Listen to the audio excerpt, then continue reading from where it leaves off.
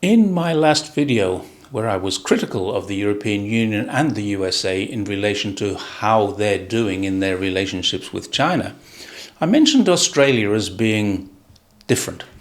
It's indeed very different, as it's the only large economy in the developed world which has a trade surplus with China.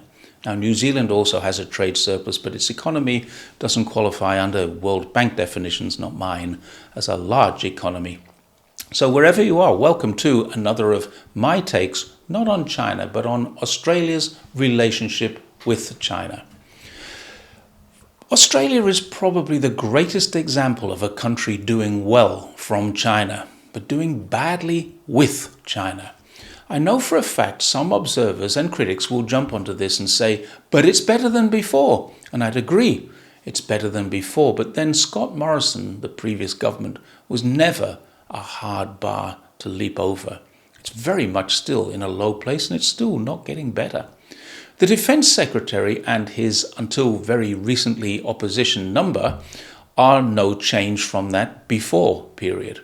Andrew Hastie, the opposition Defence Secretary, resigned from that position on the front bench in order to take his leader on in a leadership fight. And if he's elected to the leadership of the opposition, we'll see a huge ramp up in the anti-China rhetoric. And for the record, this man, Andrew Hastie, is a former SAS officer and a veteran of the war in Afghanistan.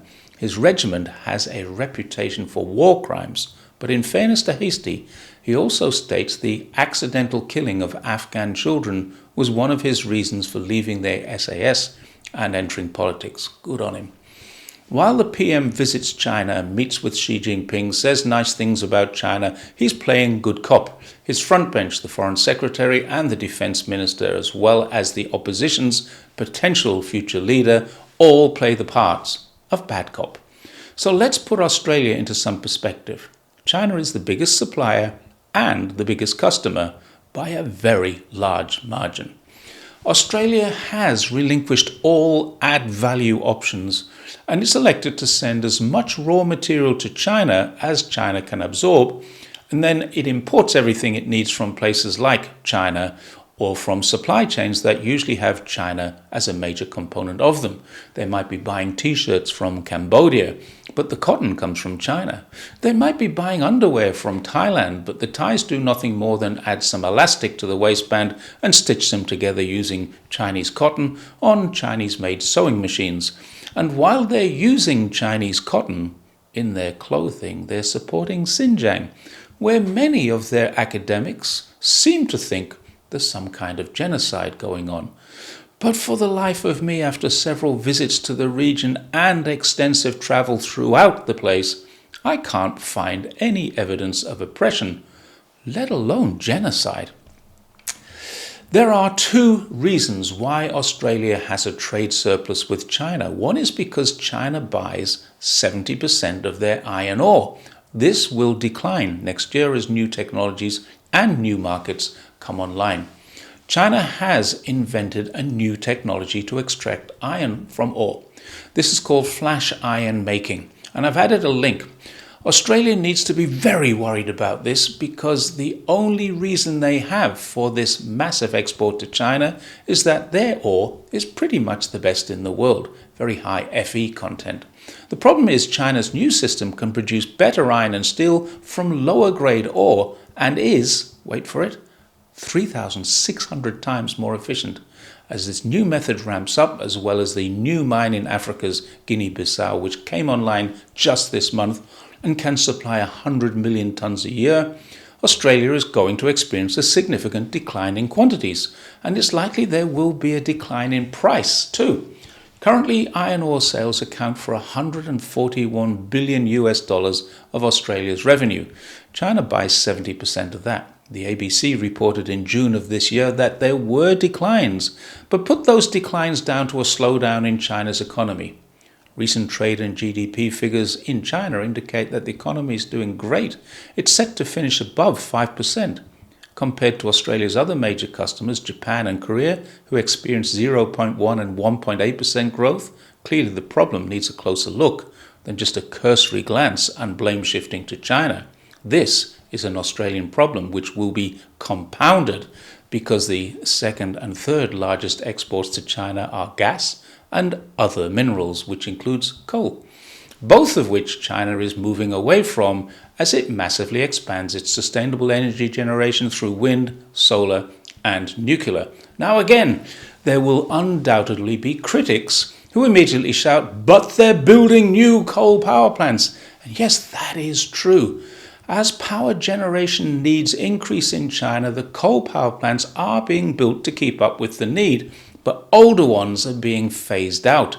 It's not going to increase coal use. It will only mean that less coal, cleaner coal, and local coal from domestic sources, as well as Russia, Mongolia, and Indonesia, will get first preference over Australia.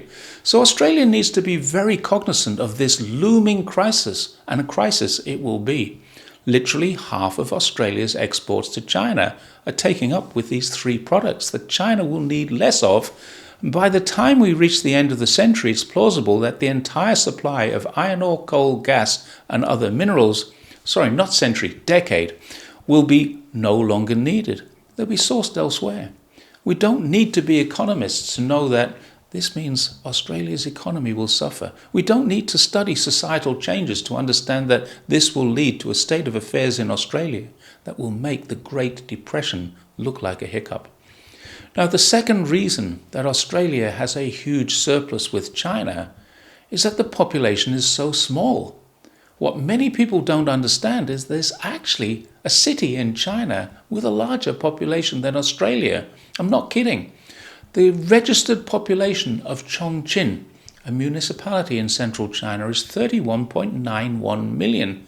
Shanghai has 24.87 million. That's pretty close to the entire population of Australia at 27.5 million. In fact, the top 8 cities in China all have more people living in them than the combined total of Australia's top 2 states, New South Wales and Victoria. In other words, Australia doesn't need to import very much from China, relatively speaking, and China doesn't need that business. So why isn't Australia more concerned with this looming problem? And what can they do to mitigate it?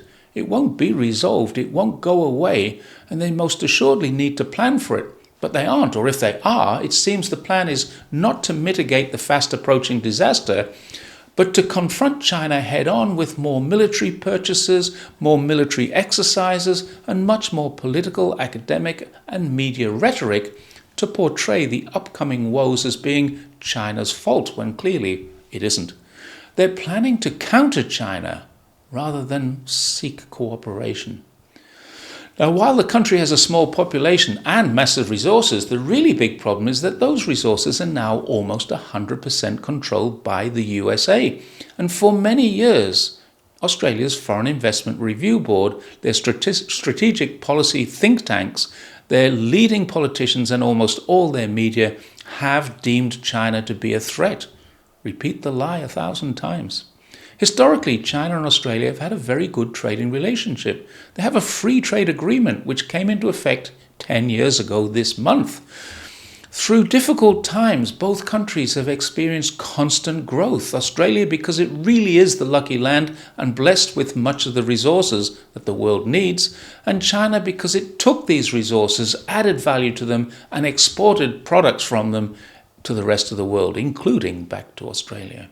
This is a symbiotic relationship that's led to China becoming, by a very large margin, Australia's largest customer and biggest supplier, with a very healthy trade surplus. However, AUKUS looms large. The idea that the purchase of conventional submarines for defensive purposes from France had to be scrapped, and offensive nuclear-powered submarines at goodness knows how many times the price have to be purchased from the USA, with a timeline that no one knows and with an infrastructure that will cost billions, which will financially and militarily benefit the USA and which will cause Australia to become a target instead of a trading partner, all point to some crazy decisions that neither the Parliament nor the public have had a say in. Now, you can't get any less democratic than the AUKUS decisions, but what's more worrying is you can't get any less antagonistic towards your largest trading partner than this decision has created. For the record, the US have already indicated that the submarines will not be delivered, or if they are, they will be US controlled. What are Australians paying for? This isn't just causing heads to be scratched in China, it's causing normal, sensible Australians to wonder who's behind this and to question why do they have to pay for this. AUKUS, the US military presence in Australia, the recent implementation of foreign investment reviews for all Chinese investments, as well as foreign influence laws against Chinese influencers, like me, while completely ignoring US influences, which is also encompassing. We could literally call Australia the 51st state of the US. There seems to be more US influence, control and ownership there than there is in Canada, where people thought for a while that would be the next state. Australia operates military activities at sea and in the air around China. Its spy planes approach the coast of China and they receive flares from Chinese interceptors for their trouble. Its ships have dropped sonars in the South China Sea and its divers get blasted with sonar waves by the Chinese Navy. And the Australian media call these blasts as aggressive. But then when China does the same sort of thing to Australia, Australian media blasts China for being aggressive again. I'm 100% certain that if there'd never been an Australian spy plane or spy ship in Chinese waters, there would never be a Chinese Navy presence in international waters off Australia. But since Australia has made Chinese waters its own backyard, it can't complain that China has decided to make Australia's theirs. Now, as well as the constant Australian military presence in the South China Seas and the Taiwan Strait, there are tensions in the South Pacific island nations, where China is investing, but Australia sees as its sphere of influence. China, once again, its think tanks report what China is doing as a threat to Australia. There are now huge numbers of people convinced in Australia that after China invades Taiwan, it's coming for Australia. Now, if you're in Australia and you're thinking this, I can assure you, you're wrong on two counts. China's never going to invade Taiwan. It will defend Taiwan. It would be foolish and also technically impossible because Taiwan is part of China. But notwithstanding that, China has no intention, and never has, of taking Taiwan by force. This is another media lie, lied about on a daily basis. China has no intention or even ability to invade, occupy, or even just attack Australia. It actually takes 9 hours to fly there. Now, because of the rhetoric, the alienation, the deliberate obstruction to businesses between China and Australia that's created by predominantly US influence, and also because of the new markets and new technologies emerging, I predict Australia will lose a lot of its current sales to China over the next year or two. When that happens, there is no country in the world big enough to even take up 24-25% of the losses. The future looks grim, and the reality is at the moment all that seems to be happening is a shifting of blame, a lack of action, and to suggest this must all be China's fault. It most certainly is not, but when a government needs a scapegoat, China's always in the background now. 40 years ago, it was Japan. Australia's population is already experiencing shrinking lifestyle standards. It's getting harder and harder to find a good job.